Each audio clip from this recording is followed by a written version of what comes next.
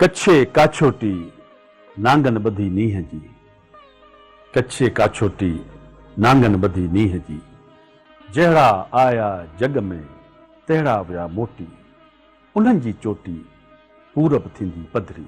अस्सलाम वालेकुम मोअज़्ज़िज़ ख़वातीन हज़रात, प्रोग्राम महरान जा रागी साण करे आऊं आहियां जो मेज़बान मोहम्मद अशरफ बलोच साॻी सिक कई पुरखलूस जज़्बन सां। जी मुंहिंजा साईं, महरान जे रागी जो सफ़र जारी आहे, सारी आहे ऐं इंशाअल्लाह ताला कोशिशि करियूं पिया त तव्हांजे मयार मुताबिक़, तव्हांजी सजेशन मुताबिक़ या असांजी जेका कोशिशि आहे असीं पंहिंजे हीरोज़ खे यादि कंदा आहियूं जिन जो सिंधी मूसीक़ी क्लासिकल नीम क्लासिकल मूसीक़ी में जिन जो नालो रहियो आहे, जिन जो मक़ाम रहियो आहे। अॼु उन सिलसिले में जंहिं रागी जे बारे में गुफ़्तगू कंदासीं उहो बिलाशक पाकिस्तान जे नामवर रागिन में हुनजो शुमार थिए थो। सिंध सां तालुक़ न हो, पर सिंध सां इन हवाले सां तालुक़ असीं चई सघूं था त हुन सिंधी कलाम काफ़ियूं काफ़ी अंदाज़ में ॻाया। हूअं बि चवनि था त फ़नकार जो को देस न हूंदो आहे, फ़नकार हर ॿोलीअ जो जेको आहे सो सरमायो हूंदो आहे, हर ॿोलीअ जो विरसो हूंदो आहे। इन सिलसिले में अॼु जंहिं फ़नकार जी शख़्सियत, उनजी गुफ़्तगू कंदासीं उन जे फ़न जे हवाले सां, उन जो नालो आहे ख़ान साहब ख़ुर्शीद अली ख़ान। ऐं ख़ान साहब ख़ुर्शीद अली ख़ान जी शख़्सियत या उन जे हवाले सां हस्ब मामूल जेका गुफ़्तगू थींदी आहे, असांजो म्यूज़िक एक्सपर्ट साईं नसीम मिर्ज़ा साहब मौजूदु आहे। साईं अस्सलाम वालेकुम। वालेकुम सलाम। कीअं तबियत? ख़ुशि वेठा आहियो? सभु ख़ैरु आहे? नसीम साहब, हाणे जेके ॿ टे प्रोग्राम पाण कया उन खां पोइ वरी आया आहियूं उन्हनि शख़्सनि जे हवाले सां, जीअं मूं लतीफ़ सां जो बैत पढ़ियो त के माण्हू अहिड़ा हूंदा आहिनि नसीम साहब जेके जिन जो मक़सदु ई ख़ुदा जी वहदानियत खां पोइ जेकॾहिं को कमु मिलियो अथनि बसि उन सां सचाई आहे ऐं पंहिंजे रब सां आहे। अलाह अला ख़ैर सलाह। न दुनियादारी छा थींदी आहे, या पैसो छा थींदो आहे, या चालाकी छा थींदी आहे। जीअं त तव्हां हिकिड़ो ज़िक्र कयो नसीम साहब, हिकिड़ो लोकगीत हलंदो आहे आपस ज़ेब में मुंहिंजे आवाज़ में, उहो थोरो मूंखे तव्हां ॿुधायो, ऐं उते ई शुरू करियां थो। उहो जेको ॾाठे जे बारे में आहे, ॾाठे ॾंदा टीह, ॾाढो कीअं वियोड़ी छोरी, ॾाढो कीअं वियोड़ी छोरी। हा, जेको रिज़ेंबल थो करे अमिताभ बच्चन जे ॻायल उन जिसकी बीवी मोटी, हिन में उहे जी हा, त जंहिंजी ज़ाल थुली आहे ऐं जंहिंजी ज़ाल डिघी आहे, हिकिड़ो मज़ेदार हिकिड़ो लोकगीत आहे। अच्छा, इहो लोकगीत साईं जेको आहे इहो आपस असांखे त इन तारीख़ पस मंज़र जी तव्हांजी ॻाल्हि ॿुधाई त इहो महरान रिसाले में आयो आहे त 1943 में जी हा को शीदी हूंदो हो शायदि, जी हा, उहो गाॾी खाते जे चौंक ते पिनी इहो माना ॻाए उन खां पोइ जी हा बिल्कुलु। टिमाही महरान जो रिसालो सिंधी अदबी बोर्ड जे तरफ़ां 1942-43 खां जेको शाया थियणु शुरू थियो, त उन जा अवाइली पर्चा हाणे नायाब थी विया, गुम थी विया, जिन खे हमीद आख़ून साहब असांजे सिंधी अदबी बोर्ड जे तावन सां उन्हनि नायाब रिसालनि खे शाया कराइण जो शुरू थियो। त ओचितो जॾहिं मुंहिंजी उन 1943 वारे महरान जे उन लोक अदब वारे मज़मून ते नज़र पई त मूंखे हैरत थी त असां त अमिताभ बच्चन जी आवाज़ में ॿुधंदा हुआसीं जिसकी बीवी मोटी उसका भी बड़ा नाम है, त अहिड़ी तरह सां जॾहिं मूं ॾिठो महरान रिसाले में 1943 में असांजे हिकिड़े हिंदू मौक़िक़ लिखियो त टालपुर बादशाहनि जे ज़माने में, टालपुरनि जे पीरियड में को शीरी हूंदो हो नाबीन ब्लाइंड, जेको शहर जे चौक ते बीही पंहिंजो इहे सदाऊं हणंदो हो ऐं जंहिंमें इहो जेको आहे लोकगीत ॻाईंदो हो, जंहिंमें थुली ज़ाल ऐं डिघी ज़ाल जो जेको तस्करो। त असल में अशरफ इन जो जेकॾहिं लुब लुबाब ख़तमु कयूं ॻाल्हि खे, त असीं छा आहे त दरिया जी तहज़ीब वारा माण्हू आहियूं न। दरिया जेको हिंदुस्तान खां पाकिस्तान सिंध ते अचे पियो, चीन खां हिते अचे थो, त इहा सॼी दरिया जी पटी हिकिड़ी तहज़ीब आहे, रुगो ॿोलियूं बदिलजंदियूं थियूं अचनि ऐं उन्हनि तहज़ीबुनि जा, उन्हनि जे रागनि जा, उन्हनि जे लोक मौसीक़ीअ जा असर हिक ॿिए ते पवंदा पिया अचनि। त ईअं हू सभु ई ॿोलियुनि जो सिलसिलो, लोक अदब जो सिलसिलो हिक ॿिए सां जुड़ियल आहे। वाह वाह। ॾिसो, हाणे जेका शुरूआति पाण कंदासीं ख़ान साहब ख़ुर्शीद अली ख़ान जी गायकी जे हवाले सां, त छो न शुरू में हिकिड़ो नग़मो तव्हां सां गॾिजी ॾिसूं ऐं ॿुधूं था, उन खां पोइ वरी पाण साईं ख़ुर्शीद अली ख़ान जी शख़्सियत ते बाक़ाइदे सां गुफ़्तगू कंदासीं। त दोस्तो, तव्हां सां गॾिजी ॾिसूं ऐं ॿुधूं था ख़ुर्शीद अली ख़ान जी आवाज़ में ही कलाम। सजने अगे सुहणो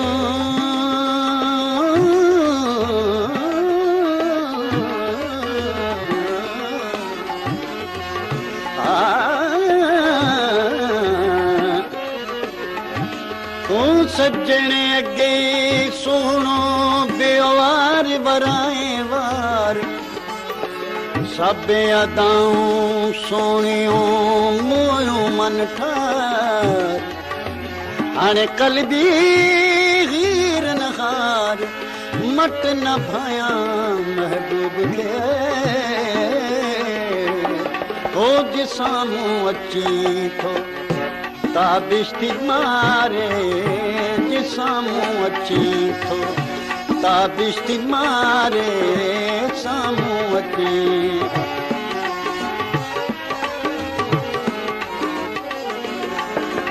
जे सामू अची थो ताबिश्ती मारे लिखी थो त गोला जी ख्वाहिश थी मारे लिखी थो त गोला जी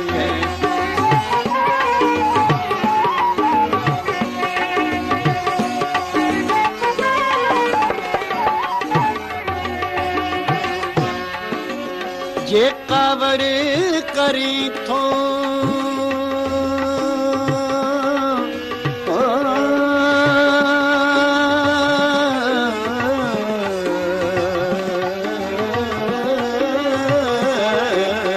आज कावड़ करी तो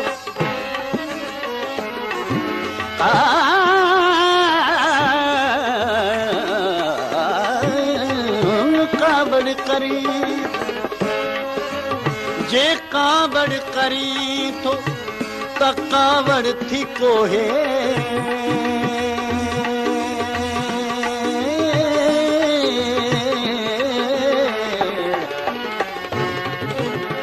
जे कावड़ करी तो कावड़ थी कोहे जे परची पमी तो नवाजिश थी मारे जे परची पमे तो नवाजिश थी मारे जे परची पमे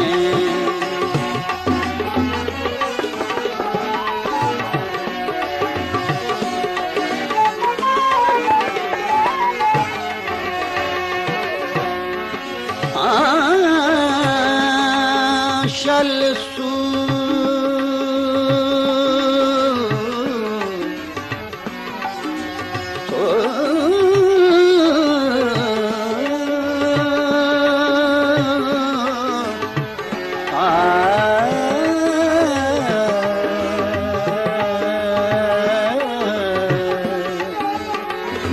शल सूर सड़ी वञ ओ जीअं सावत साड़े सी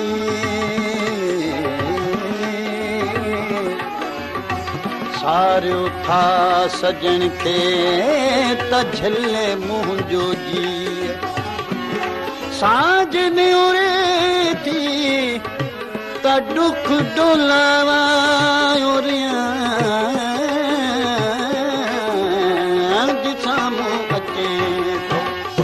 ताबिश्ती मारे जिसामू अची थो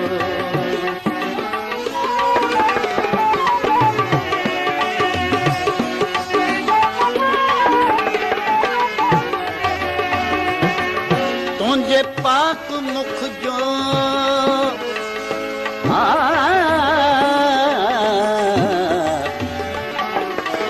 तुंहिंजे पाक मुख जो नज़ारो थो मोहे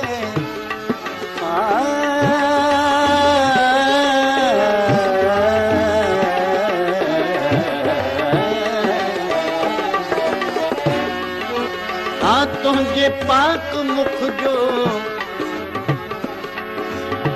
नज़ारो थो मोहे बनावट सजावट ओ बनावट सजावट निगारिश थी मारे बनावट सजावट निगारिश थी मारे जिसामू अची थो ताबिश्ती मारे सामू अची थो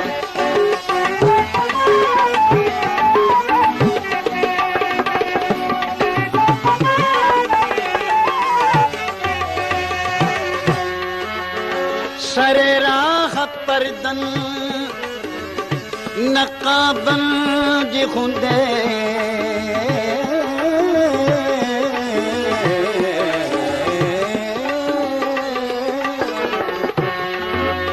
सुनी रबा पेरनी दानी गिरी निरी दानी दबा दानी रे दानी दबा नी दबा मंगा मंगा मंगरे मंगरे सारे गम पाम तरब मंगा गपानी रे सा पेगरे दानी रे दानी दानी दबा नी दबा मंगा मंगरे मंगरे जगरे तारे गरे गम गम बम बदा दानी दानी रे दा ओ सरे राख परदन नकाबन जे खुंदे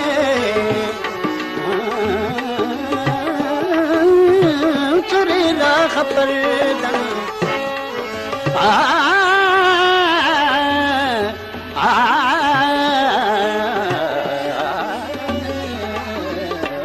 चुरे राख परदन नकाबन जे खुंदे सरे राख परदन नकाबन जे खुंदे निगाहुन जे तीरन जी बारिश थी मारे निगाहुन जे तीरन जी बारिश थी मारे जे सामू अची तो तताबिश थी मारे सामू अची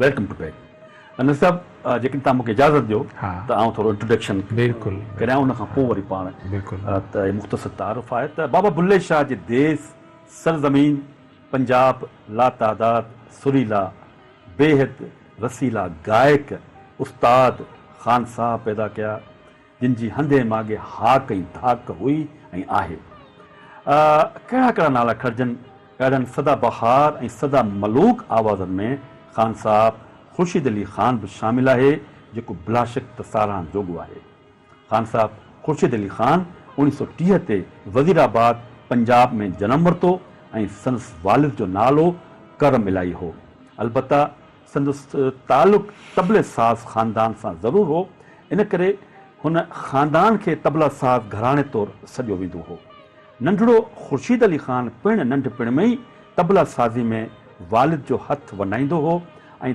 तबलो सिखी वॾो थियो त तबले नवाज़ी करणु लॻो ऐं मक़ामी गायकनि सां तबलो वॼाईंदो हो हर फ़नकार लाइ ज़रूरी आहे त हू पंहिंजे फ़न खे मशहूरु करण लाइ हर जॻह ते घुमंदो फिरंदो रहे ऐं बार बार उस्ताद बयान ऐं उस्ताद सां गॾु जेका बि शइ हुनखे तरबियत ॾींदी उनखे बदिलाईंदो रहे त अहिड़ी तरह ख़ान साहब काफ़ी उस्तादनि खां सिखिया वरिती ऐं हुनखे बहितर करण लाइ हुनजो इहो हूंदो त मुंहिंजो फ़न अञा बहितर थिए वज़ीराबाद छॾे ख़ान साहब लाहौर में अची ख़ैमा खोलिया ऐं उस्ताद सलामत अली ख़ान खां राग जी सिखिया वठणु लॻो जंहिंखेसि राग जा पेचो गुर सुर गुर सेखारण में कंजूसी न कई ख़ुर्शीद अली ख़ान ख़याल गायकी में को वॾो नालो त कमाए कोन सघियो अलबत्ता काफ़ीअ सां वाह जो नालो निभायो संदसि गायकी ते सलामत अली ख़ान जी काफ़ीअ जो गुमान थींदो हो ख़ुर्शीद अली ख़ान कच्छ में सुर मंडल रखी ऐं काफ़ी वॾे आवाज़ में कलाम चवंदो हो त वाह वाह थी वेंदी हुई ऐं बिलाशक त हू काफ़ीअ खे बि क्लासिकल ख़्याल वांगुरु ॻाईंदो हो ऐं संदसि सुरीलनि सुरनि जा पड़लाव सिंध में पहुता त हू लाहौर छॾे सिंध हलियो आयो ऐं पोइ अची हैदराबाद में मुक़ीम थियो ख़ुर्शीद अली ख़ान रेडियो पाकिस्तान हैदराबाद ते क्लासिकल फ़नकार बणजण जी ख़्वाहिश खणी आयो हो पर खेसि आर्ज़ी तौरु काफ़ी कलाम लाइ मौज़ू सम्झो वियो संदसि ऑडिशन मूसीक़ी शनास प्रोड्यूसर ग़ुलाम हुसैन शेख ऐं ख़्वाजा इमदाद अली वरिती ऐं रेडियो हैदराबाद ते ख़ुर्शीद अली ख़ान जूं कुझु काफ़ियूं रिकॉर्ड थियूं जेके पोइ आनियर थियूं त ॾाढियूं मक़बूल वियूं उन में विंदुसि केच कही रमज़ुल साण ग़ुलाम करे विए इहे उन खां अलावा ॿियूं काफ़ियूं हुयूं पर हिननि काफ़ियुनि जे करे ख़ान साहब ख़ुर्शीद अली ख़ान जो नालो अञा वधीक मशहूरु थियो ख़ुर्शीद अली ख़ान रेडियो लाइ एप्रूव थियो पर हू अक्सर ग़ैर मारूफ़ रहियो ऐं ॾुख जी ॻाल्हि हीअ आहे जो खेसि शाह लतीफ़ कलंदर लाल शहबाज़ या सचल सरमत जे उर्स जे मौक़नि ते परफॉर्म करण लाइ न घुरायो वेंदो हो। ऐं इहा मशहूरु ॻाल्हि आहे त हिन फ़नकाराणे लॾे में बि कुझु ॻाल्हियूं अहिड़ियूं हूंदियूं आहिनि जे पाण में हसद हूंदो आहे, बुग़्ज़ हूंदो आहे। बहरहाल इहो हिकिड़ो इंसान जो हिकिड़ो ज़ाती रविश आहे जेका कुदरत कंहिंखे ॾींदी आहे, पर अलाह ताला इन शयुनि खां हर इंसान खे पनाह करे। रईस मलिक सिकंदर ख़ान जे फर्ज़नि जी शादीअ जे मौक़े ते आलीशान मौसीक़ी जो प्रोग्राम रखियलु हो। उन लाइ लाहौर मां ग़ुलाम अली खां सवाइ सिंधी फ़नकारनि मोहम्मद यूसुफ, मोहम्मद जुमन, मिस्री ख़ान खे घुरायो वियो त मोहम्मद जुमन वरी ख़ुर्शीद अली ख़ान खे पाण सां वठी आयो ऐं उन आलीशान मौसीक़ी जी महफ़िल में नोटनि जा मींहं वठा हुआ ऐं फ़नकार थेला भरे उते खणी विया। पर ख़ुर्शीद अली ख़ान उते बि ग़ैर मारूफ़ हुअण सबबि का ख़ातिर ख़्वाह नतीजो हासिल न करे सघियो, न ई हुन पैसा मेड़िया। पर हुन जेको कलाम ॻाया, हुन जेको अंदाज़ कलाम जो हो, उहो अहिड़ो हो जो सॼे पिंडौल में वाह वाह थी वई। ख़ुर्शीद अली ख़ान खे उन महफ़िल में जेको आहे सो तमामु घणो पसंदि कयो वियो। उत्तर सिंध में राग वेराग जो सिलसिलो तमामु वधीक अंदाज़ में ॻायो वेंदो आहे। रोहड़ी, शिकारपुर, सखर जहिड़ा शहर क्लासिकल राग लाइ सिंध जा मकान, ओतारा ऐं सूफ़ियाना आस्थाना वरी कलाम लाइ मख़सूस रहिया आहिनि। ख़ुर्शीद अली ख़ान मेहरापुर खां पोइ रोहड़ीअ खे पंहिंजो ॿियो घर बणायो ऐं रोहड़ी जे माहौल में खेसि राग वेराग जी ख़ुशबू ईंदी हुई, सो उते जो ई हू थी वियो ऐं ग़ुलाम अली संधीलो ऐं ॿिया शागिर्द बणाई ऐं पंहिंजे भाणेजे खे लाहौर मां घुराए रोहड़ी में आंदाई, जिते हुनखे पाण तबले साज़ सां गॾु हुनखे काफ़ी कलाम बि सेखारणु लॻो ऐं ख़ुर्शीद अली ख़ान जी हुनजो भाणे जो सार संभाल बि कंदो हो। ख़ुर्शीद अली ख़ान रईस ग़ुलाम मोहम्मद महर खे ॾाढो जेको सो पसंदि ईंदो हो ऐं रईस हुनखे तमामु घणो भाईंदो हो, खेसि दिलि सां ॿुधंदो हो ऐं हर साल गर्मियुनि जे मौसम में कोहमरी बि हुनखे वठी वेंदो हो ऐं इनाम इकराम बि ॾींदो हो। महर साहब खां मिलंदड़ इनाम ऐं महफ़िल मां मिलियल गंज हर साल बाक़ाइदी सां लाहौर वारे घर ते हू ॾियारे मोकिलींदो हो, यानी कि ख़ान साहब पंहिंजे घर वारनि खे बि संभालींदो हो। ख़ुर्शीद अली ख़ान आख़िरी महफ़िल साईं हाकिम अली शाह जे मज़ार ते कई हुई। उन मज़ार ते हर साल मौसीक़ी जी वॾी महफ़िल थींदी हुई ऐं पंजाब मां ग़ुलाम अली, हुसैन बख़्श ऐं ॿिया बि ईंदा हुआ ऐं उते मुक़ाबला बि थींदा हुआ। सो हिन दफ़े पंजाब जे काफ़ी गवैया उते आया ऐं हुसैन बख़्श सां ख़ुर्शीद अली ख़ान जो मुक़ाबिलो थियो ऐं हुसैन बख़्श चयो त आउं वॾो फ़नकार आहियां, पर ख़ुर्शीद अली ख़ान जो मक़ाम ऐं जॻह ॿी आहे, हुनजो राग आसमान सां ॻाल्हियूं करे थो। बहरहाल उहा महफ़िल ख़ुर्शीद अली ख़ान जी आख़िरी महफ़िल हुई ऐं उन खां अलावा ख़ान साहब पोइ आस्ते आस्ते महफ़िल में वञणु छॾे ॾिनो हो, छाकाणि त हुनजी उमिरि हुनखे साथ न ॾिनो। अहिड़ी तरह 1 अगस्त 1985 ते ख़ान साहब ख़ुर्शीद अली ख़ान लाॾाणो करे वियो ऐं खेसि रोहड़ी जी मिटी में दफ़न कयो वियो। त नशा ही हो मुख़्तसिर तारुफ़ जेको असां ख़ान साहब जे बारे में पेश कयो। त हाणे छो न गॾिजी ॾिसूं ॿुधूं था ख़ान साहब ख़ुर्शीद अली जी आवाज़ में ही कलाम। जिया जंहिंखे चयूं झणक तंहिंखां मिलूं, चोट ॾाढी रसियूं पर कयम दरगुज़र। जिया जंहिंखे चयूं, जिया जंहिंखे चयूं झणक तंहिंखां मिलूं, चोट ॾाढी रसियूं पर कयम दरगुज़र। जिया जंहिंखे चयूं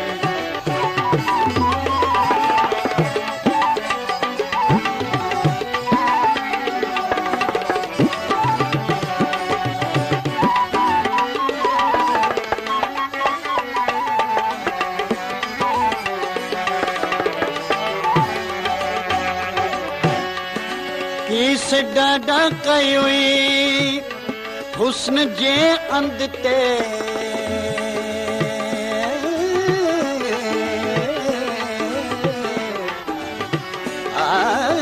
किस ॾाढा कई हुस्न जे अंद ते, बाह पार छॾी हम जे हंध ते, ख़ैर जे पंध ते, ख़ैर जे पंध ते ओ पेर तुंहिंजा ॾिठम, ख़ैर जे पंध ते पेर तुंहिंजा ॾिठम, चोट ॾाढी रसियम पर कयूं दरगुज़र। चोट ॾाढी रसियम पर कयूं दरगुज़र। जिया जंहिंखे चयूं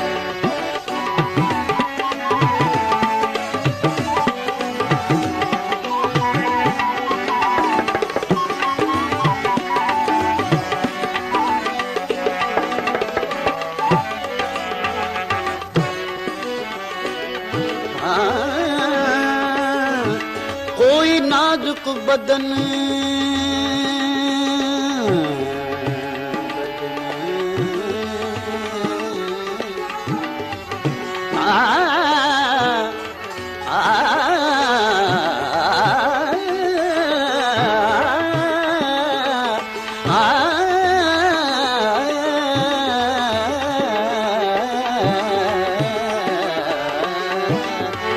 नाजुक बदन कोई नाजुक बदन दिलरुबा दिलनशी दिलरुबा दिलजी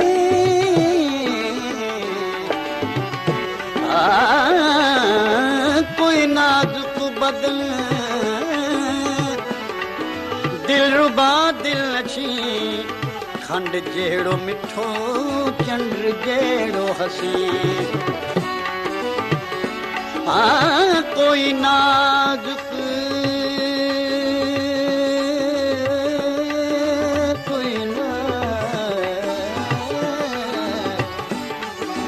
कोई नाजुक बदन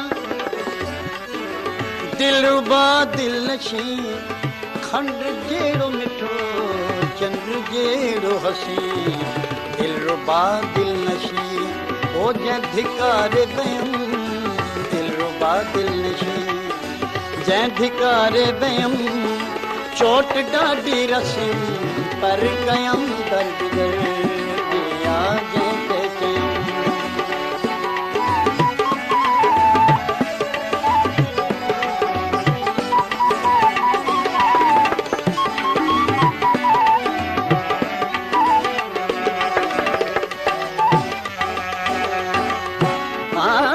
दीत जैल बुखारी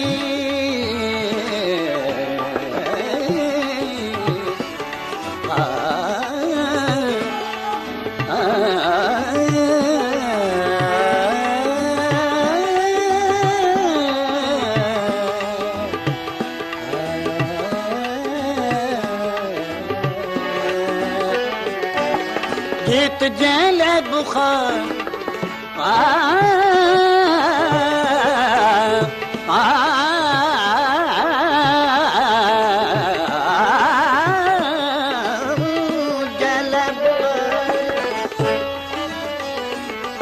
गीत जेल बुखारी हो पुकारे लिखन सो धिकारे धिकारे धिकारे बयम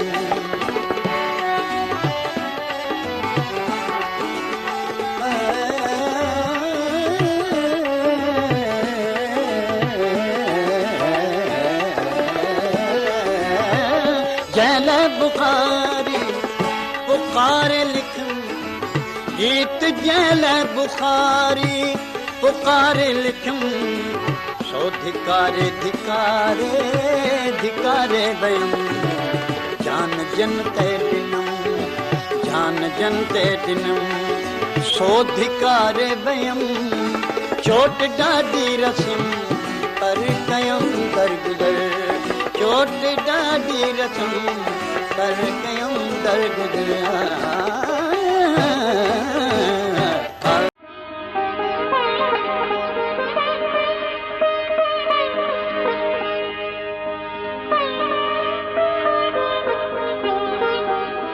वेलकम टू बैक दोस्तों प्रोग्राम मेहरान जा रागी असीं जी ख़िदमत में मेहरान टेलीविज़न तां पेश करे रहिया आहियूं ऐं मेहरान जे रागी में अॼु असीं ख़ान साहब ख़ुर्शीद अली ख़ान जी शख़्सियत ऐं उनजे फ़न ते गुफ़्तगू कंदासीं। नसीर साहब मूंसां गॾु मौजूदु आहे। नसीर साहब हाणे जेका हिकिड़ी क्लासिकल रंग आहे साईं ऐं जेको अंग आहे त हिकिड़ो सिंध में ख़ासि हिकिड़ो तबिको साईं हूंदो हो या अञा आहे पर उनजो हिकिड़ो माना त इहे सम्झो त तादाद तमामु घटि रहियो आहे ऐं अञा बि आहे जेके ख़ासि माना अहिड़नि फ़नकारनि खे ॿुधंदा हुआ उनखां पोइ हुनजो ॿियनि फ़नकारनि सां एतिरो वास्तो न हूंदो ऐं सम्झो उन में ख़ान साहब ख़ुर्शीद अली ख़ान बचे। जी बिल्कुलु अशरफ छा आहे त सिंध में क्लासिकल ऐं नीम क्लासिकल गवैयनि जी छाकाणि त असां वटि सिंध में सदारंगी गायकी ऐं दरगाह ओतारे ऐं ख़ानकाह ते जेको सुंग वांगुरु अंदाज़ आहे फ़क़ीराणो सुफ़ियाणो अंदाज़ इहो राइज घणो रहियो आहे पर घणो करे क्लासिकल ऐं नीम क्लासिकल ॻाइण वारा जेके आहिनि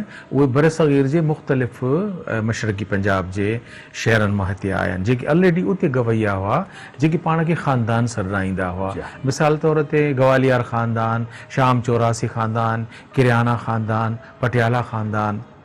त इहे गवैया जेके आहिनि उन्हनि मां कुझु गवैयनि सिंध में अची पंहिंजे फ़न जे मुज़ाहिरे जी जेका आहे सा कोशिशि कई आहे, जिन में ग्वालियर घराणे मां उस्ताद उमेद अली ख़ान, पोइ वरी हुननि जो सरताज उस्ताद मंज़ूर अली ख़ान जेको आहे उन ते सम्झो त छांइजी वियो आहे सॼो असांजे सिंधी मौसीक़े ते। वाह। अहिड़ी तरह सां पटियाला घराणो घटि सिंध में आयो आहे, अगरचे असांजो उस्ताद आशिक़ अली ख़ान उन बि जादू लाइ विया जीअं पटियाला घराणो आहे, उन थोरो सिंध में हिते आमद कई आहे। कुसूर ख़ानदान उस्ताद बड़े ग़ुलाम अली ख़ान, उहो बि शाह लतीफ़ ते ऐं ज़मा शाह हाशमी साहब वटि मटियारियुनि में आयो आहे। पर हीउ जेको असांजो ख़ान साहब ख़ुर्शीद अली ख़ान आहे, इन जो दरअसल ताल्लुक़ आहे लाहौर ऐं वज़ीराबाद सां, यानी पाकिस्तानी पंजाब जो जेको आहे, मग़रबी पंजाब जेको आहे उन सां हुनजो ताल्लुक़ आहे।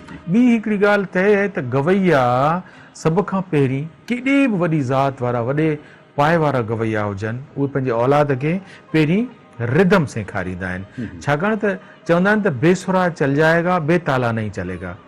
इन करे पहिरीं तरबियत जेको क्लासिकल गवैयनि वारा आहिनि उहे पंहिंजे औलाद खे पहिरीं तबले जी तरबियत ॾींदा आहिनि।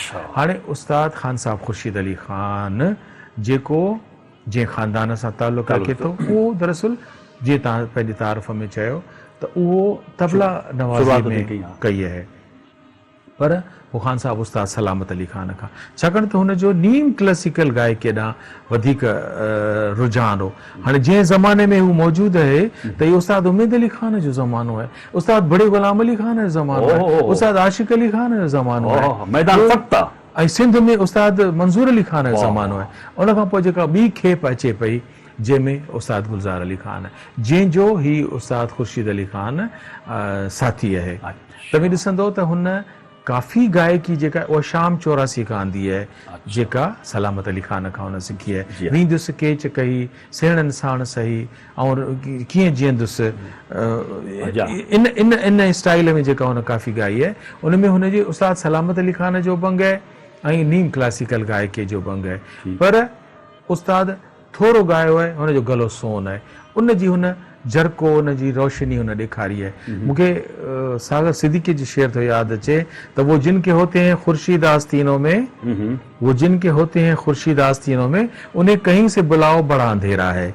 त हुन पंहिंजे हमसरनि में पंहिंजे आवाज़ जी रोशनीअ सां ॿ चार शयूं जेके ॾिनियूं आहिनि अशरफ, रमज़न साण ग़ुलाम करे शाह नसीर साईं जी काफ़ी आहे, या शाह भिटाईअ जी वींदुसि केच कई सेणनि साण सही ऐं जीअंदुसि कान जतन रे, मशहूर कयो। बिल्कुलु, हाणे इहो माना इते पाण खणंदासीं, पर छो न तव्हां सां गॾिजी ॾिसूं ऐं ॿुधूं था ख़ान साहब ख़ुर्शीद अली ख़ान जो हीउ ख़ूबसूरत कलाम।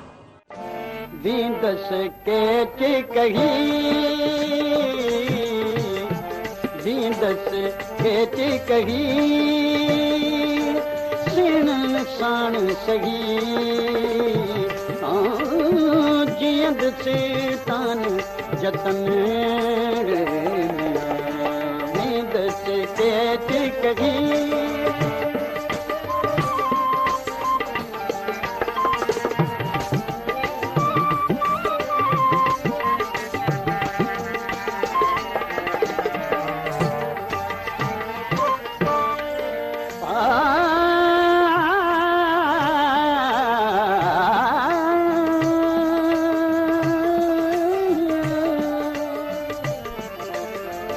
छो वञे वणका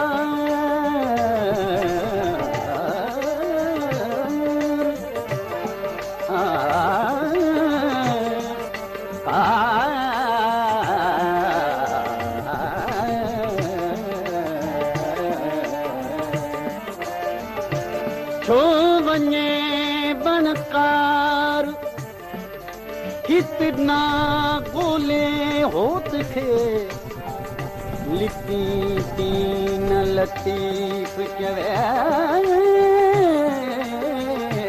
बारो तो बेपा लिखी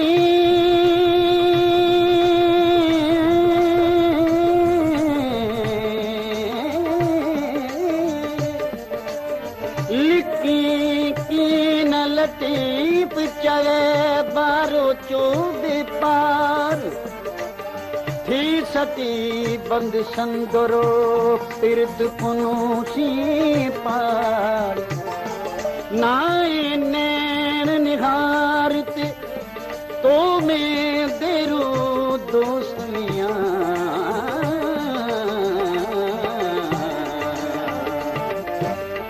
दस के कही दस के कही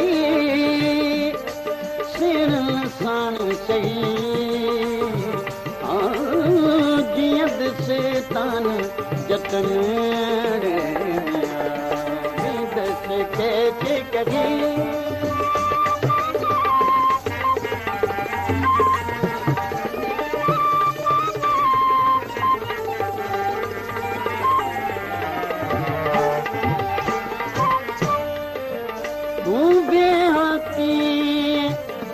मात करे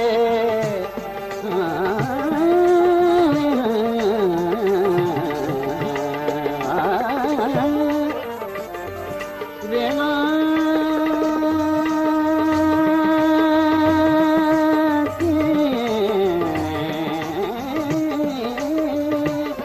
रेहाती मात करे ए तो सूर सजी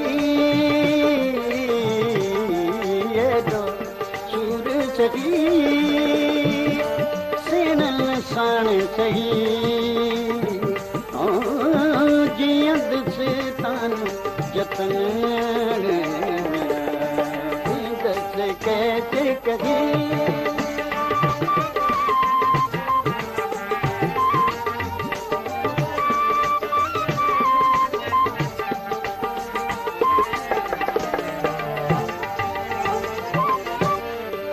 पाड़े नाह परू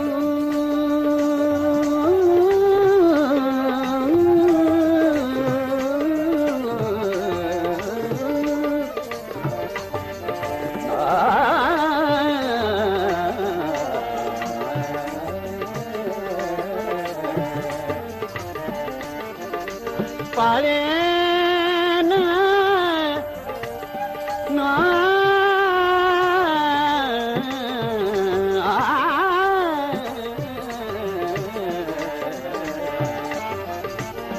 पाड़े नाह परूर नाह परूर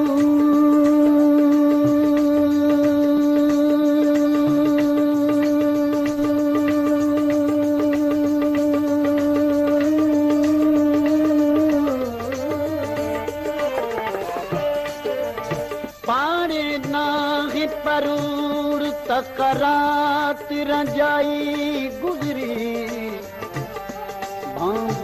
इश्क बलोच जे धाए बिदसू घूर चढ़े सियारी अजाम जा पूरन मथे तू एक ससीब उसूर बया पिटींदा पाण में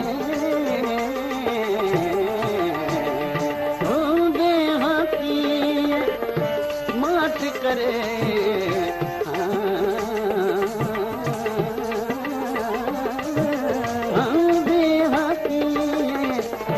मात करे रेहाती मात करे दो सूर सगी दो सूर सगी सिण सान सगी जियद से तान जतनेड़े दस के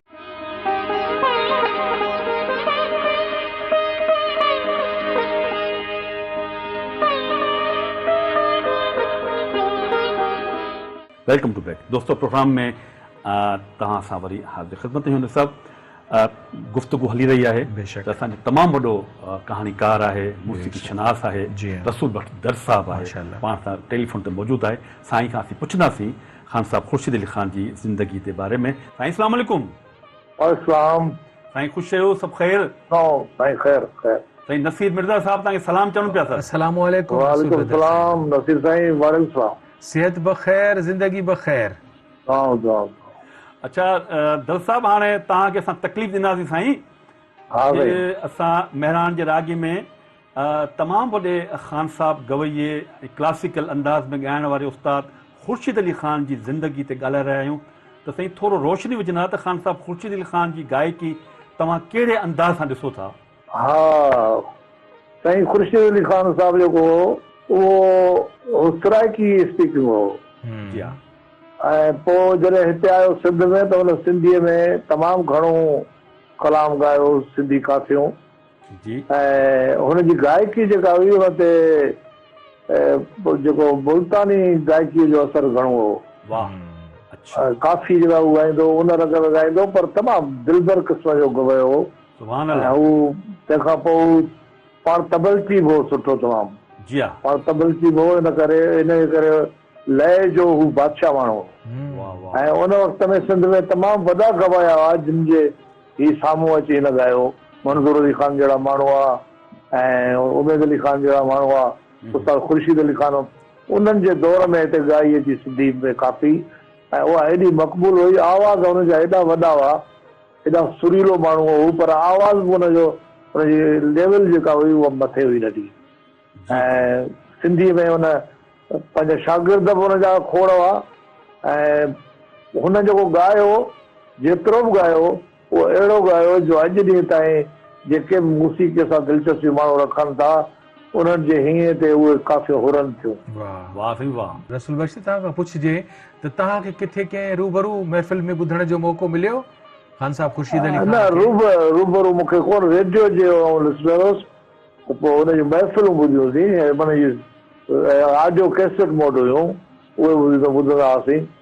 ऐं उहो तमामु भलो ॻाईंदो हो, काफ़ियूं गलियूं सुठियूं इन ॻाईं। सिलसिले में तव्हां खां पुछिबो त जेके सिंध में ॻाइण वारा आहिनि उहे मुख़्तलिफ़ स्कूल ऑफ थॉट जेके मौसीक़ीअ जा आहिनि उन्हनि खे ॻाइनि था, के ग्वालियर जो अंग ॻाइनि था, के पटियाला जो ॻाइनि था, के कसूरवार जो ॻाइनि था, के शाम 84 जो। त ही जेको बुनियादी तरह सां तबला नवाज़ हो ख़ान साहब ख़ुर्शीद अली ख़ान, त ही कंहिंजो अंग काफ़ीअ में इस्तेमालु कंदो हो? मूंखे एतिरी मुंहिंजी बायोडेटा जी ख़बर कोन्हे, पर मूंखे अंग हुनजो महसूसु थींदो हो त शाम 84 वारनि सां मिलंदो हो। अच्छा, सलामत अली ख़ान वारो। सलामत अली ख़ान वारनि सां। अच्छा। हा। अच्छा साईं, हाणे हिकिड़ो आख़िरी तव्हां सुवाल पुछूं था त ख़ान साहब ख़ुर्शीद अली ख़ान जी गायकी या उस्ताद मंज़ूर अली ख़ान जी गायकी या उस्ताद गुलज़ार अली ख़ान जी गायकी, त दर साहब इन में माना हिन में मुश्तरक ॻाल्हि कहिड़ी आहे साईं? साईं, हर कंहिं गुल जी ख़ुशबू पंहिंजी आहे। जी जी वाह वाह। उहो हाणे माण्हू हुननि जी भेट करणु मूंखे मुनासिबु कोन थो लॻे, मुंहिंजा टई जेके से आइडियल आहिनि। वाह वाह। पर हाणे हुननि जी गायकी बुनियादी तौर ते जेको काफ़ीअ जो अंग आहे इहो हिननि टिनी फनकारनि तमामु भलो ॻायो। वाह वाह वाह। त साईं हाणे वॾी महिरबानी रसूल बख्श दर साहब, तव्हांखे असां तकलीफ़ ॾिनी, तव्हां पंहिंजी क़ीमती राय ॾिनी, वॾी महिरबानी साईं। जी साहब, इहे तमामु सुठियूं ॻाल्हियूं।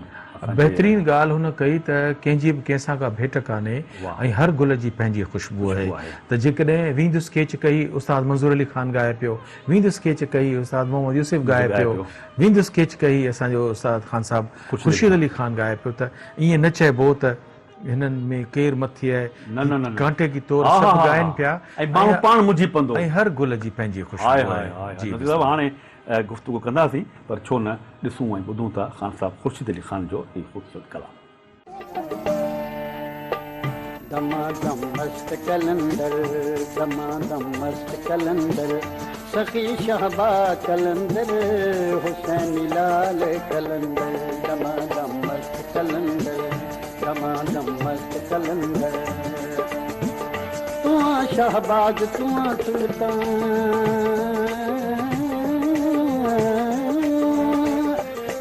शहबाज तू सुल्तान, तुझे तबे ज़मीन असमान, दमादम मस्त कलंदर, दमादम मस्त कलंदर।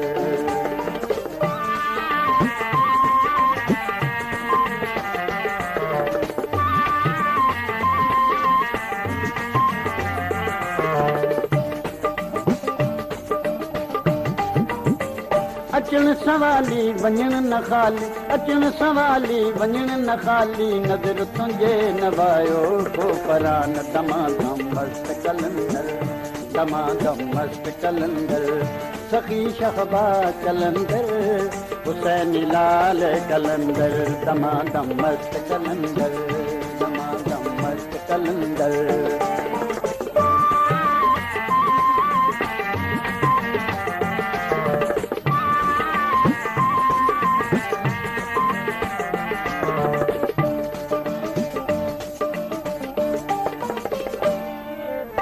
रूसी रूमी सारन सिकमा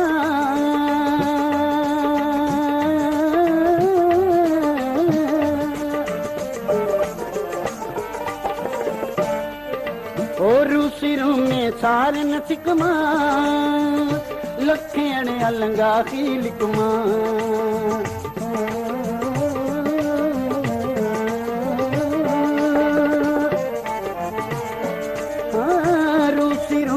सारन सिकमा लखेड़े अलंगा की लिकमा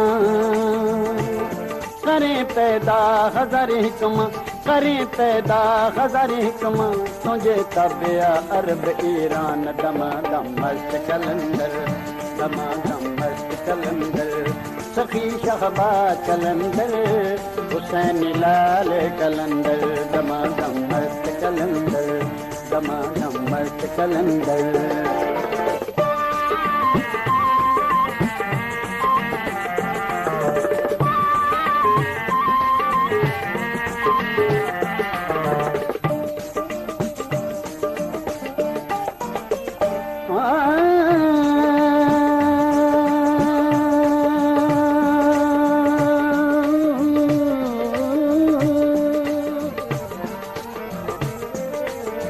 कलंदर वसे कली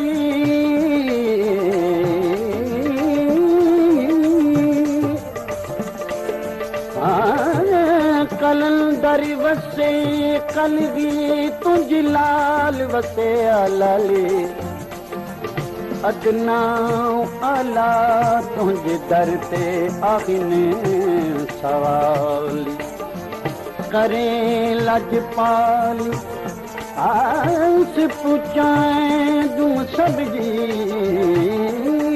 और सिरों में तारन सिकमा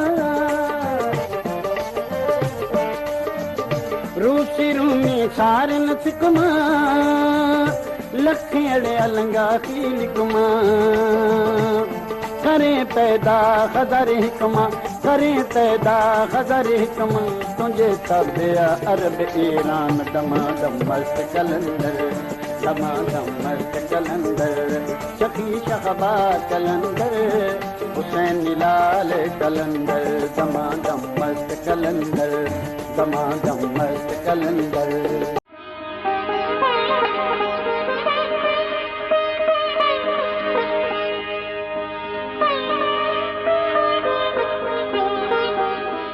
welcome to back program Mehran जा रागी दोस्तों असीं जी ख़िदमत में मेहरान टेलीविजन तां पेश करे रहिया आहियूं ऐं मेहरान जे रागी में अॼु असांजे तमामु वॾे हीरोज़ जो ज़िक्र करे रहिया आहियूं ख़ान साहब ख़ुर्शीद अली ख़ान जंहिंजी शख़्सियत ते जंहिंजे फ़न ते कुझु दोस्तनि बि ॻाल्हायो ऐं असां बि हुन ते गुफ़्तगू करे रहिया आहियूं त साहब इहो कमाल हूंदो आहे कंहिं बि साईं आर्टिस्ट जे फ़न जो त जीअं तव्हां विंदो स्केच कई जी ॻाल्हि कई आहे या जेको ख़ान साहब ॿियो जेको कलाम ॻायो आहे रमज़न साण ग़ुलाम करे यार शाह नसीर जी काफ़ी ठीकु आहे न शाह नसीर काफ़ी हुन खां पोइ मैडम आबदा बि ॻायो आहे जी हा पर माना उहो अहिड़े पुख़्ते अंदाज़ सां हिननि ॻायो आहे जो हिन खां पोइ इहो कलाम कई फ़नकार ॻाईंदा पर नालो जेकॾहिं पाण वठंदासीं या हवालो जेकॾहिं पाण वठंदासीं त चवंदासीं इहो कलाम जेको आहे से फलाणे ॻायो आहे ठीकु आहे न ऐं इहो कलाम ॾाढो मशहूरु रहियो आहे जी हा ऐं तव्हां ॾिठो आहे त माना गायकी शायरी पर उनखे जेको सही जेको रंग ॾियण वारो आहे उहो त फ़नकार ई हूंदो आहे न जी हा हाणे जेका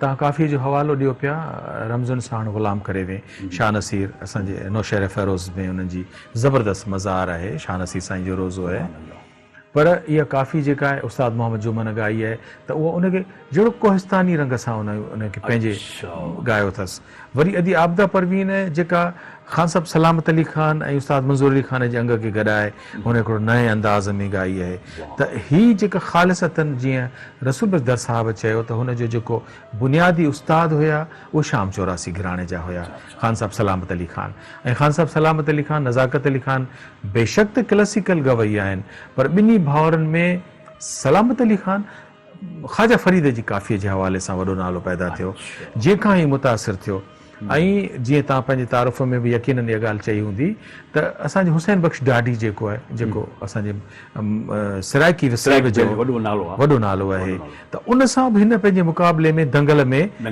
ॻायो आहे ख़ान साहब ख़ुर्शीद अली ख़ान पर उनखे बुनियादी जेका रिकॉर्ड थियण जो जेको मौक़ो मिलियो आहे हूअं त उन सिंध जूं महफ़िलूं कयूं आहिनि हर हंध ते कयूं आहिनि छो त मैदानी गायक हुयो ऐं रेडियो ते जेको जीअं तव्हां ॿुधायो त ग़ुलाम हुसैन शेख साहिबु ऐं ख़्वाजा इमदाद साहिब जे ज़माने में उनजूं रिकॉर्डिंग्स जेके आहिनि उहे ग़ुलाम हुसैन शेख साहिब जिन जे हिसे में आयूं आहिनि त ख़ुर्शीद अली ख़ान जी ऐं जेका ॿी हिकिड़ी तव्हांखे ख़ूबी क्वालिटी थो ॿुधायां त ॾिसो उनखे सिंध जी धरती सिंध जो पाणी सिंध जी मिट्टी हू पंहिंजी मिट्टी वज़ीराबाद मुल्तान लाहौर जिते हुनजा ॿार आहिनि सभिनी खे छॾे पंहिंजो रोज़गार अची सिंध में थो करे छा थो करे त सिंध जेको आहे सभिनी जेके ॿाहिरां मशरक़ी पंजाब मां आया आहिनि या मग़रिबी पंजाब मां जेके गवैया आया आहिनि उनखे सिंध सां छो प्यारु आहे छाकाणि त हू चवनि था त ही वाहिद पूरे नंढे खंड में हिकिड़ो अहिड़ो इलाइक़ो आहे जंहिंजो नालो म्यूज़िक बेस्ड आहे सिंध सीन सां सा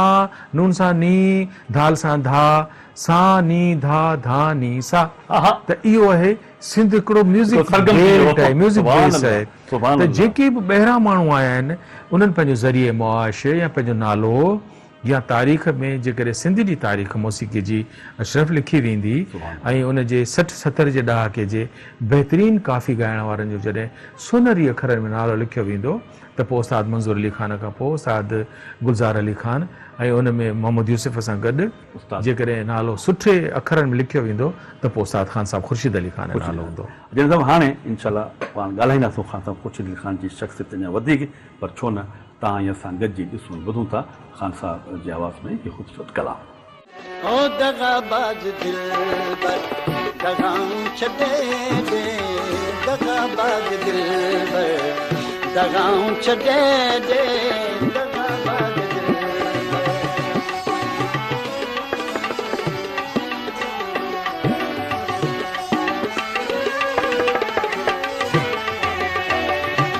दगाबाज दिलबर दगाऊं छॾे दे असां साण जानी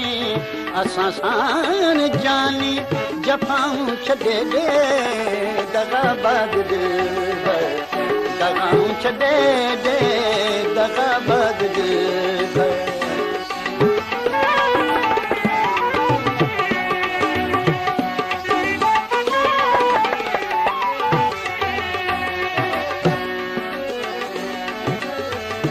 समझा तो हरदम वफादारी नाही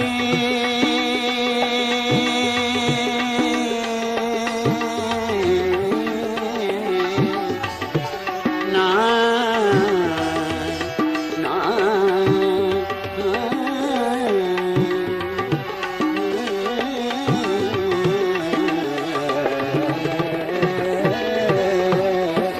समझा तो वफादारी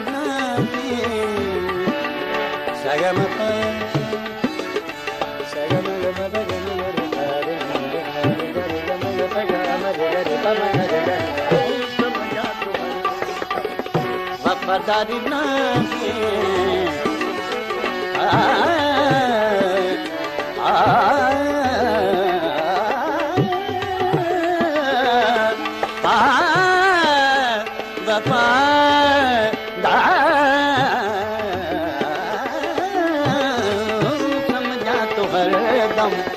वफादारी नाही सगमपा सगमपा सगमपा गमनि द पद मद पद मद पद मनि पद मद मद पद गरे गरे पा पा मद पा समझा तू वफादारी नाही ma ba ni da ni ba ma ba ga ma ga sa ga ma ba ni da ga ma ba ga ma ga da ni da ni ba ma ba ga ma ga da ga ma ga da ga ma ga da ho समझा तो है वफादारी नाही रुगो मूसा मिले ना थो निभाई रुगो मूसा मिले ना थो निभाई लिबासी करण जूं अदाऊं छॾे दे दगाबाज दिल भर दगाऊं छॾे दे दगाबाज दिल भर दगाऊं छॾे दे असां साण जानी असां साण जान असां साण जानी असां साण जानी जफ़ाऊं छॾे दे दगाबाज दिल भर दगाऊं छॾे दे दगाबाज दिल भर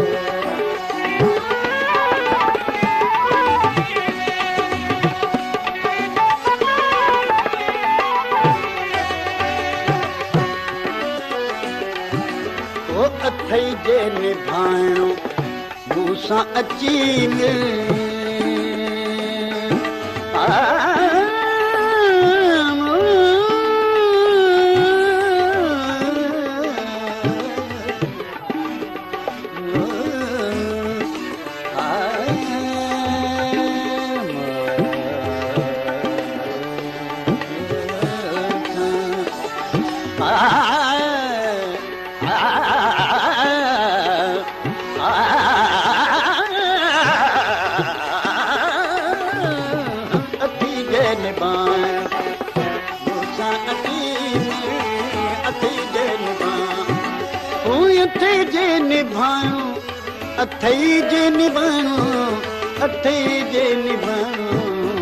अथई जे निभाणो मूंसां अची मिल न घुम गैर सां गॾु मूंसां अची खिल न घुम गैर सां गॾु मूंसां अची खिल पर पुट असां जूं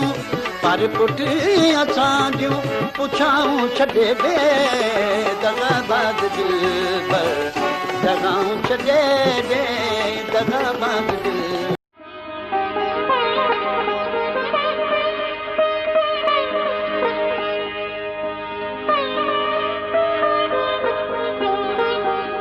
वेलकम टू बैक दोस्तों प्रोग्राम में वरी एक दफ़ो अव्हांखे भली कर चवां थो नज़ीर साहब जेको हिन खां अॻु में पाण गुफ़्तगू कई जी त सिंध हिकु उहा धरती आहे जेका माण्हू खे छिके थी बेशक पोइ उहा रोज़गार जे हिसाब सां छिके थी या मोहबत सां या प्यार सां या फ़न सां पर हिकिड़ी ॻाल्हि त तय आहे न साईं त हर माण्हू केॾांहुं वेंदो कोन्हे जेकॾहिं का शइ छिकिजे थी त माना उन में का तड़प आहे उन में को प्यार आहे को अंदाज़ आहे ऐं ख़ासि करे वरी जेकॾहिं पाण नसीर साहब ॻाल्हि करियूं था गायकी जे हवाले सां सुर जे हवाले सां त हीअ जेके बि ख़ान साहब जेके आया उहो पंहिंजो देश छॾे हिते ई थी विया हिते ई हिन ई मिटीअ खे हुन पंहिंजो मस्कन बनायो हिन धरती खे पंहिंजी ख़ुशबू ॾेई विया त साईं जॾहिं रोहड़ी जो ज़िक्र ईंदो त आउं तव्हां खां वरी इहा ॻाल्हि पुछंदुसि त रोहड़ी शहर में या रोहड़ी जी सरज़मीन में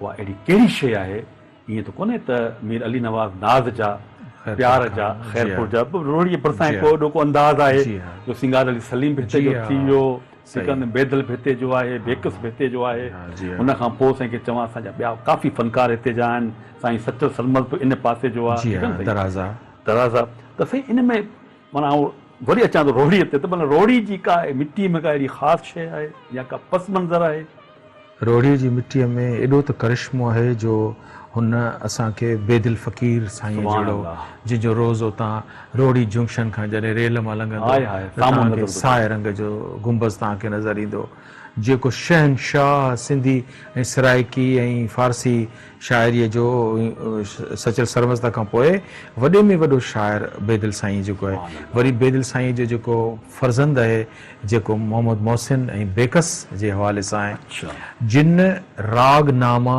मौसीक़ी त ही असांजो हैदराबाद ऐं दराज़ा ऐं उनखां पोइ रोहड़ी हिकिड़ो इंतिहाई वॾो हिकिड़ो गेट वे आहे जेको पंजाब जा जेके माण्हू गवैया गायक अचनि पिया उन्हनि जी पहिरीं जंक्शन रोहड़ी आहे। उते दरगाह असांजी जेका आहे। वॾी ॻाल्हि त अमा बेगम फ़क़ीरियाणी जेका आहे उहा रोहड़ीअ जी मस्त मलंग गायका आहे ऐं सिंध जे वॾनि रागिन ज़ाकिरनि अहल बैत सां प्यार करण वारनि ऐं मोहरमुल हराम जे निस्बत में त रोहड़ी हिकिड़ो गढ़ आहे।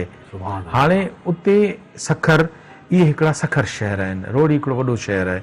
सिंगार अली सलीम जो तव्हां हवालो ॾिनो ऐं उनखां पोइ बरकत असांजे दौरे हाज़िर में उते आहे। तव्हां ॾिसो त जॾहिं उत्तर सिंध में रेडियो स्टेशन जे खोलण जी ॻाल्हि थी आहे त सभ खां पहिरीं उते मक़ाम ख़ैरपुर नज़र आयो आहे त हिते ही म्यूज़िक जो गढ़ आहे। ऐं वरी मोटी ख़ुर्शीद अली ख़ान ते थो अचां त ख़ुर्शीद अली ख़ान जो जेको रंग आहे तबले ऐं गायकीअ जो उनखे हुन पंहिंजो शागिर्द बनायो आहे सोरा फ़क़ीर खे। हाणे हू पाण ॻाए थो ऐं सोरा फ़क़ीर हुनजो तबलो थो वॼाए उनजी ढोलक पियो वॼाए। त सोरा फ़क़ीर खां असां हमेशह पुछंदा हुआसीं छो त शाह साईं जो हिकिड़ो शेर अथव अशरफ त मूं से ॾिठा मां जिनी ॾिठो पिरिन खे तनी संदी काए करे न सघां ॻाल्हिड़ी।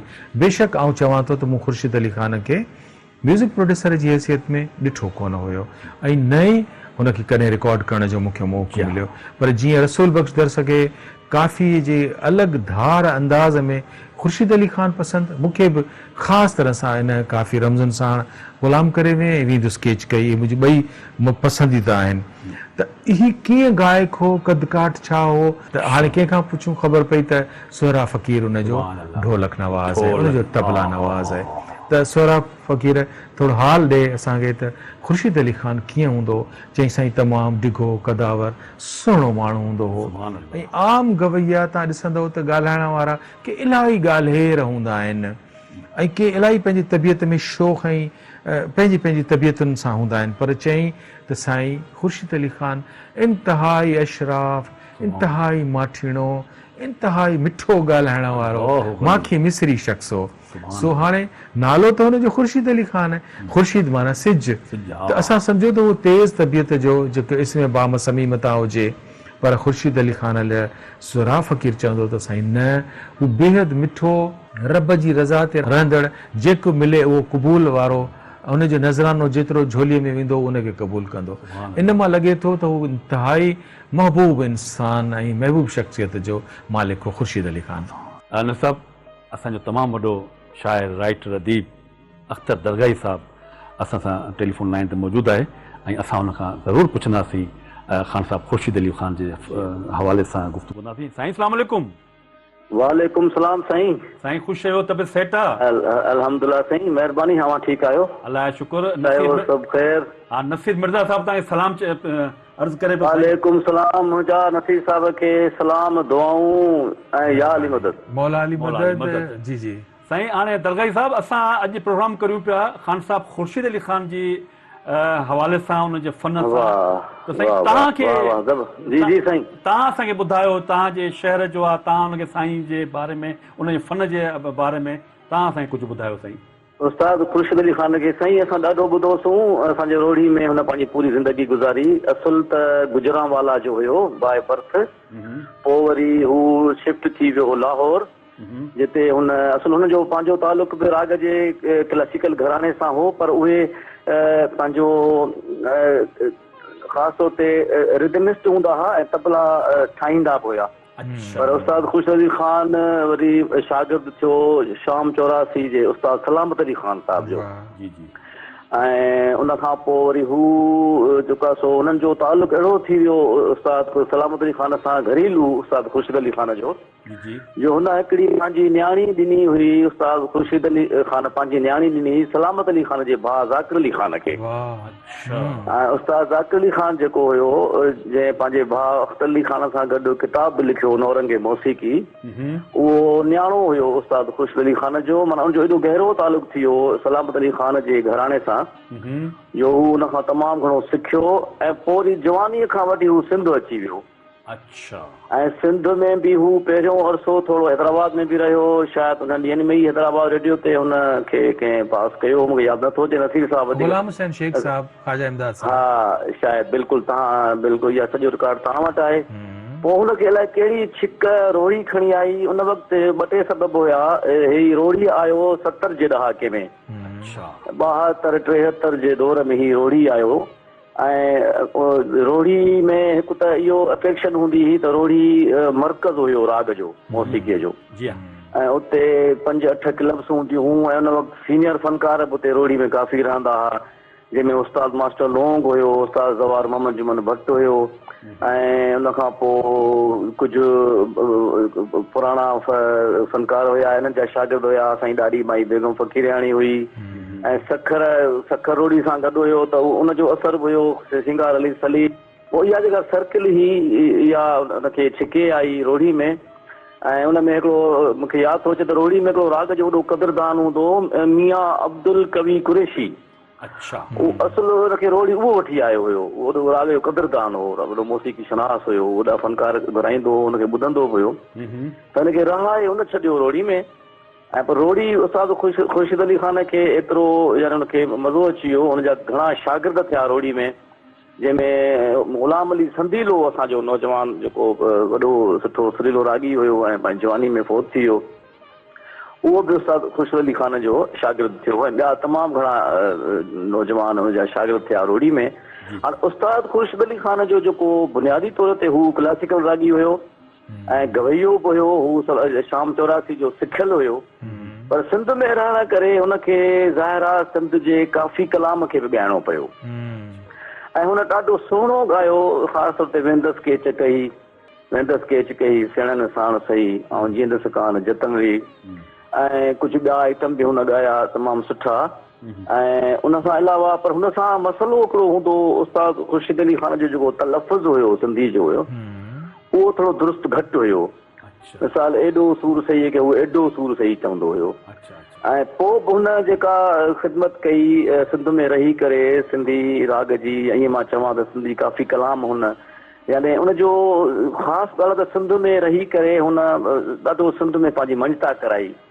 ऐं वेझड़ में जेके बि के वॾा प्रोग्राम थींदा हुया त उस्ताद ख़ुर्शीद अली ख़ान उन्हनि वॾनि उन दौर में वॾा गवैया ज़िंदा हूंदा हुया। मंज़ूर अली ख़ान हुयो, मोहम्मद जुमन हुयो, अरबाब ख़ान खोसो हुयो, मोहम्मद यूसुफ हुयो, ऐं ॿिया बि तमामु घणा वॾा वॾा फनकार 70-80 जे ॾहाके में सिंध त तमामु वॾी रागदारीअ में वॾी हिकिड़ो वॾा नाला हूंदा हुया। उन्हनि विच में रही करे ई पंजाब जो माण्हू ऐं हुन पंहिंजो सुठी मंजता बि कराई, उन्हनि में सुठो नालो बि कमायो। अहिड़ियूं शयूं हुन पेश कयूं जो हुनजो ख़ासि तौर ते जेको अंग हूंदो शाम 84 वारो, ऐं शाम 84 जो जेको अंग आहे उहो ॾाढो मिठो ऐं हिकिड़ो सॉफ्ट ऐं अजीब, जंहिंमें ख़ासि तौर ते मींढूं ऐं मुर्कूं घणियूं हूंदियूं आहिनि, ऐं हुनमें गले जी सॉफ्टनेस ऐं जेको गले जी ज़िगज़ैग जेके तानू पलटा हूंदा आहिनि उहे घणा मुनफ़रद हूंदा आहिनि। त उस्ताद ख़ुर्शीद अली ख़ान में उहो अंग बि हुयो, पर हिन उन में सिंध जे काफ़ीअ खे कलाम खे बि शामिलु कयो ऐं शाह लतीफ़ जे कलाम खे सिंध जे सूफ़ियुनि खे ॻाइणु शुरू कयो। उन खां पोइ हिन कुझु सिंधी जदीद शाइरनि खे बि ॻायो हुयो, निसार फ़ज़मी खे हिन ॻायो ऐं ॿियनि नौजवान ॿियनि शाइरनि खे बि हिन ॻायो, रेडियो हैदराबाद ते, रेडियो ख़ैरपुर ते। ऐं हलो जी जी जी हा उन में अच्छा हिकिड़ी ॻाल्हि मां ॿुधायांव सभु ख़ुर्शीद अली ख़ान जी, त ही पहिरियां ॻाईंदो सुरमंडल ते, जी जी हा, सॼी ज़िंदगी न सुरमंडल ते ॻायो। पोइ असां वटि हिते आहे लाड़काणे जे भरिसां हिकिड़ी दरगाह आहे हाकिम शाह पट, जी हा, हाकिम शाह पट वारे जी, जंहिंजो शायदि कलाम बि आहे त उमर देस हाकिम, हा आमदा परीन बि ॻायो आहे, मंज़ूर अली ख़ान बि ॻायो आहे हुनजो हाकिम शाह जो, हाकिम शाह पटन ते उमर देस पंहिंजो विसारण ॾुखियो आहे। जी हा, इहो हाकिम शाह जी इहा काफ़ी मशहूरु आहे। उनजी दरगाह ते जेके मेला थींदा असल में उहे मां त अटेंड न करे सघियुसि, असां ॿुधंदा आहियूं। उन में सॼे पाकिस्तान जा वॾा गवैया, वॾा उस्ताद, वॾा रागी ईंदा। गज़ल को ग़ुलाम अली ईंदो हुन में लाहौर वारो, ऐं मेडिसन बि आयो, ऐं वॾा गवैया हुन में ईंदा हुआ। त उते हिकिड़े क़िस्म जो मुक़ाबिलो थींदो राग जो। ऐं हिकिड़ो अहिड़ो वाक़ियो थियो त उस्ताद ख़ुर्शीद अली ख़ान उते एॾो जिगरी ॻायो हुयो उन हाकिम शाह पट जे मेले में, जो हुनखे गले मां खून अची वियो।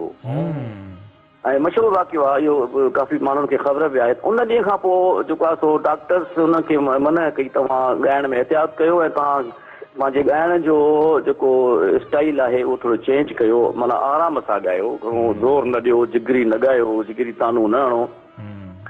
पोइ शायदि हुन सुरमंडल खे छॾे हारमोनियम ते हुन ॻाइणु शुरू कयो पोइ आख़िर में। वॾी महिरबानी। त नसीब हाणे आउं सम्झां थो त मुर्तज़ा मजबूर साहब असांखे हाणे मजबूर करे रहिया, त हाणे वक़्तु पूरो थी वियो आहे, प्रोग्राम जो वक़्तु पूरो थी वियो आहे। त दोस्तो ही हो असांजो अॼोको प्रोग्राम महिराण जा रागी, जंहिंमें असां ख़ान साहब ख़ुर्शीद अली ख़ान जी ज़िंदगी, उनजी शख़्सियत, उनजे फ़न जे हवाले सां गुफ़्तगू कई।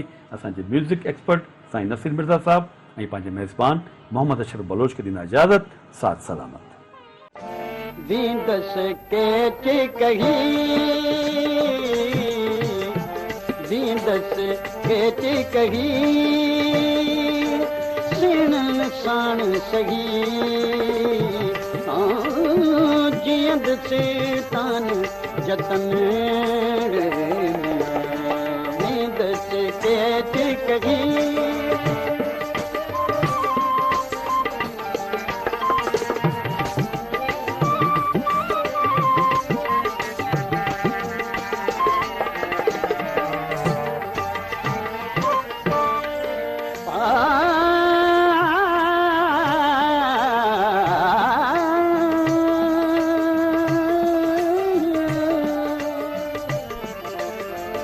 छो वञे वणका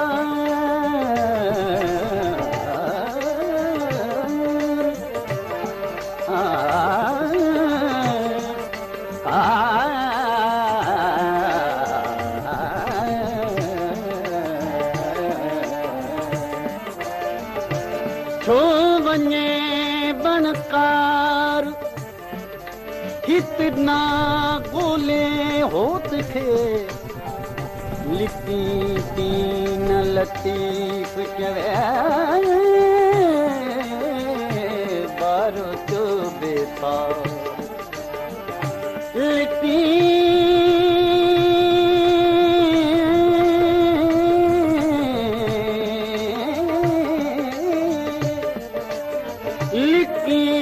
कीन लतीफ़ चवे बारो चो बेपार थी सती बंद संदरो तिरद पुनूसी पार नाए नैन निहारत तो में देरू दोस्तियां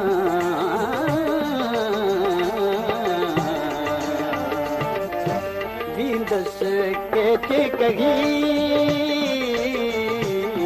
दींदस के कही, सिण साण सही, जियंद से तान जतन।